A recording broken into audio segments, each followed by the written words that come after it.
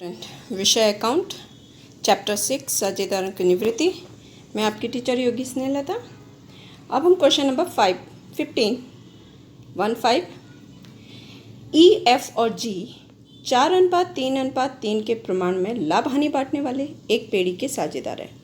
ई तारीख 31/3/2017 के दिन निवृत्त होता है।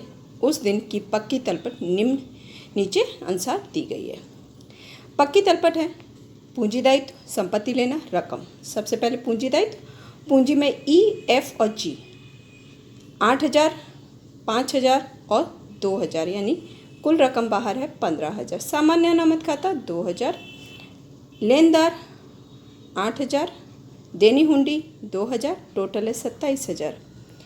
ख्याति 1,000, जमीन मकान 6,000, फ्री होल्ड संपत्ति 3,000, फर्नीचर 3,000, स्टॉक 6,600, देनदार 7,000, रोकड़ 400 और टोटल रकम है 2,000, 27,000।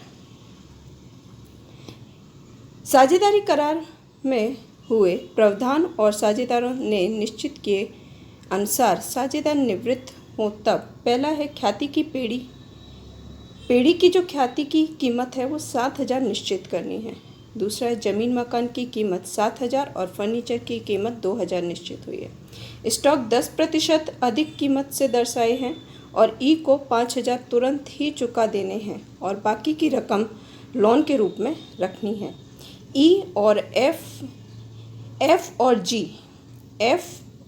जी द्वारा ई को चुकाने के लिए और 2,000 कार्यशील पूंजी के रूप में रखने के लिए समान भाग में आवश्यक रोकड़ लानी ऐसा निश्चय किया है। लाभ हानि समायोजन खाता, रोकड़ खाता, पूंजी खाता और नई पक्की तलपट तैयार कीजिए। स्टूडेंट, अब हम सवाल करते हैं।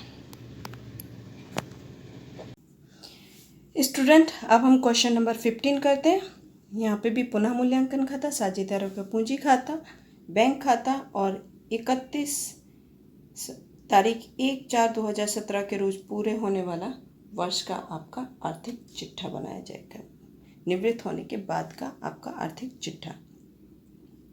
सवाल में आपके कहा गया है जमीन मकान की 7,000 और फर्नीचर की 2,000 तय की गई है कीमत। तो जमीन मकान यानी 6,000 है, यानी कि 1,000 की वृद्धि हुई तो मकान 1,000।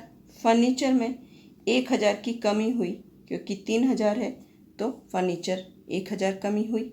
ओके, इसके बाद कहा गया है कि स्टॉक की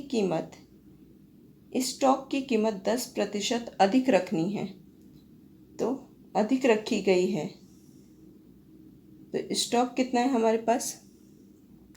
स्टॉक है 6,600 यानी 10%। लास्ट के क्वेश्चन जैसा ही है, 600 रुपये एक्स्ट्रा रखा गया यानी कि अधिक रखा गया है। उसके बाद कहा गया है कि ई को 5,000 तुरंत चुका देना है और बाकी की रकम लोन पर रखनी है। उसके बाद आगे का कहा एफ और जी ई चुकाने के बाद की 2,000 कार्यशील पूंजी रोकड़ में रखनी है और बाकी का समान हिस्सा देना रकम लेनी होगी निवृत्त होने के बाद के जो बाकी साझेदार है उनमें। तो अब यहाँ का टोटल इसमें कंप्लीट हुआ तो हम इसका टोटल करेंगे तो 1,600, यहाँ पे 600 बाकी बचता है। 600 उसके पुराने अनुपात यानी कि कितने अनुपात में? यहाँ देखिए 4:3:3, 4:3:3 में हम इसको बांट देंगे यानी कि ई एफ और जी को बांटेंगे तो 240, 180, 180 यानी कि टोटल हुआ 600। ओके, अब यहाँ पे देखिए 4:3:3 का है। एफ और जी समान अनुपात में बांटने वाले हैं यानी कि 1:1 हुआ। अब ई को मिलने वाली ख्याति कितनी? क्योंकि यहाँ पे पेड़ी में ख्याति की कीमत 7,000 तक तय करनी है यानी कि 7,000। अब इसका जो अनुपात है सबके हिस्से की निकालेंगे 2,800, एफ की 1,400 और जी की कितनी होगी? 1,400। ठीक है, अब एफ की पूंजी खाते उधार 1,400, जी की पूंजी खाते 1,400, ई की पूंजी खाते 2,800। और ई हमारा निवृत्त हो रहा है। तो एफ की जो पूंजी है ये हम बाद में डिस्कशन करते हैं, पहले हम वापस से अपने इस सवाल पे यहाँ पे आ जाते हैं। हमारा पुनः मूल्यांकन खाता कंप्लीट हुआ। अब हम साझेदारों का पूंजी खाता, साझेदारों के पूंजी खाते में उधार जमा विवरण EFG, विवरण EFG। अब शेष आगे लाए, आपके सवाल के अंदर दिया गया है 8,000, 5,000 और 2,000, 8,000, 5,000 और 2,000। सामान्य अनामत आपको वापस से उसी अनुपात में बांटा जाएगा, यानी कि आपका अनुपात है 4:3:3 में सामान्य अनुपात 8,000, 800, 600, 600, 800, 600, 600 यानी कि 2,000 है। अब एफ की पूंजी खाते और जी की पूंजी खाते जो हमने यहाँ पे निकाला था, यहाँ पे वापस से एफ की पूंजी खाते 1400, जी की पूंजी खाते 1400 और यहाँ पे ई की पूंजी खाते, देखिए ई की पूंजी खाते 1400, 1400 एफ और जी में आ गया। क्लियर? यहाँ पे उसके बाद हम ख्याति, सवाल में 1,000 दी गई है ख्याति, तो ख्याति खाते तो 400 और 300, 300 यानी कि 4:3:3 में बांटा है।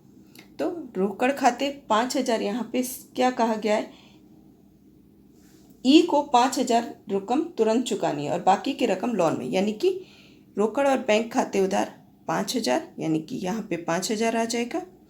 पुनः मूल्यांकन का जो हानि है 240, 180, 180 आ गई। ई की पूंजी हमने लिख दी है, ठीक है। अब हमारा यहाँ पे ये, अब हम इसका ई का टोटल करते हैं।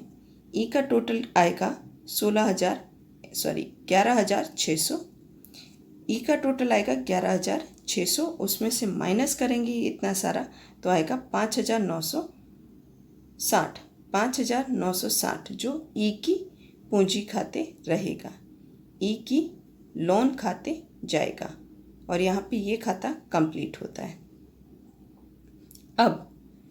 अब यहाँ पे आता है कि जो हम 7,200 एफ की जो नई पूंजी है, एफ की जो नई पूंजी है वो किस तरीके से ज्ञात करनी है, क्योंकि एफ की पूंजी जो है ई 5,000, यानी कि ई जो है वो 5,000 एक्स्ट्रा लेके जा रहा है।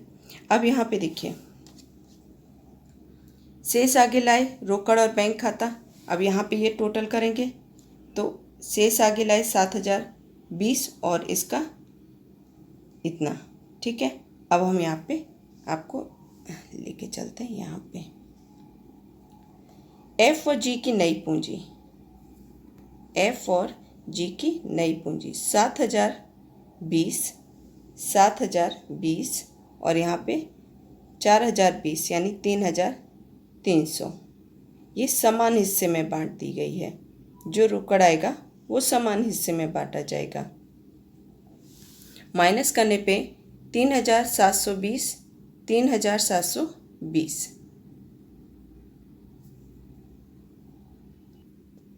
स्टूडेंट, जैसे मैंने यहाँ पे कहा अतिरिक्त जानकारी में 5,000 आपके सवाल में कहा गया है, ठीक है। 5,000 तुरंत चुका देनी है, 2,000 हमें रखनी ही रखनी है, 2,000 हमें रखनी ही रखनी है और अंतिम यानी कि जो ये प्रारंभिक है, देखिए यहाँ पे प्रारंभिक रोकड़ कितनी है हमारे पास 400, प्रारंभिक रोकड़ हमारे पास है 400।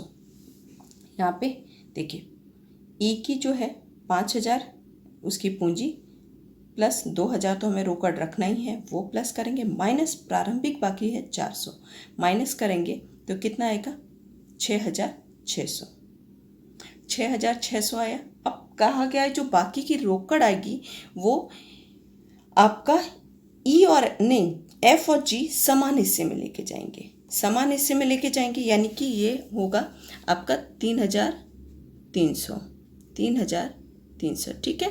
ये आपका 3,300 रहेगा। जो हम यहाँ पे देखिए एफ और जी में 3,300 रोकड़ खाते, ठीक है। अब हम इसका टोटल करेंगे तो देखिए टोटल करेंगे 8,900, 8,900। अब ये माइनस करेंगे तो शेष आगे लेके गए कितने आएगा 7,020, 7,020।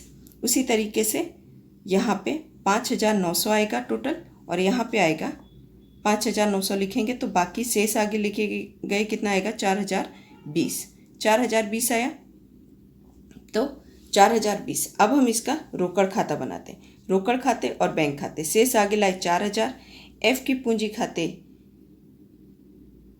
3,300, क्योंकि यहाँ पे 3,300 दे रहे हैं इसलिए 3,300। और उसके बाद जी की पूंजी खाते 3,300 जो हमने यहाँ पे लिया था, ठीक है, वो यहाँ पे लिखेंगे। ई की पूंजी खाते सवाल में कहा गया कि वो रोकड़ लेके जाएगा, और 2,000 तो हमें रखनी ही रखनी है, तो हमारा खाता सरभर हो जाता है, यानी कि 7,000, और यहाँ पे भी 7,000। अब हम इसका 1/4/2017 के रोज का आर्थिक चिट्ठा बनाएंगे निवृत्ति के बाद का।